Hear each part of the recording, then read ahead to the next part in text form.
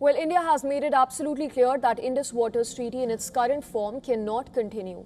New Delhi says that the 1960 agreement has been fundamentally undermined by Pakistan's continued support for cross-border terrorism.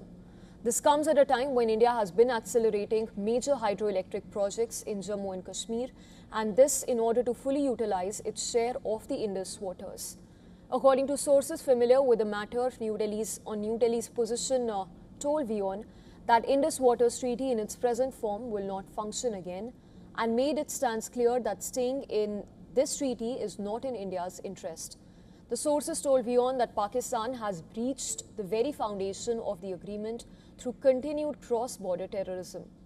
India placed the treaty in abeyance in 2025 following the Pahalgam terror attack, which was carried out by Pakistan-trained terrorists.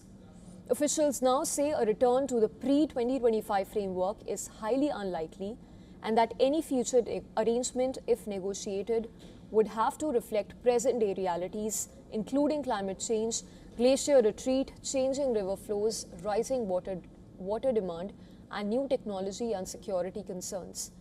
The treaty, brokered by the World Bank way back in 1960, allocated the waters of the Indus River system between India and Pakistan. But India now describes the same agreement as lopsided and no longer workable.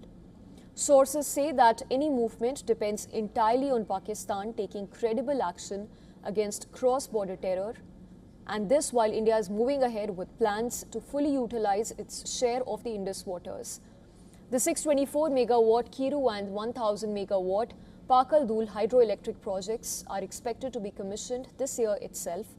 New Delhi also plans to add another 5,500 megawatts of hydroelectric capacity in Jammu and Kashmir through projects including Sawalkot, Ratle Uri, Dulhasti Stage 2 and Kwar. Sources also pointed out that Pakistan has objected to more than 70 Indian water projects while failing to modernize its own water infrastructure.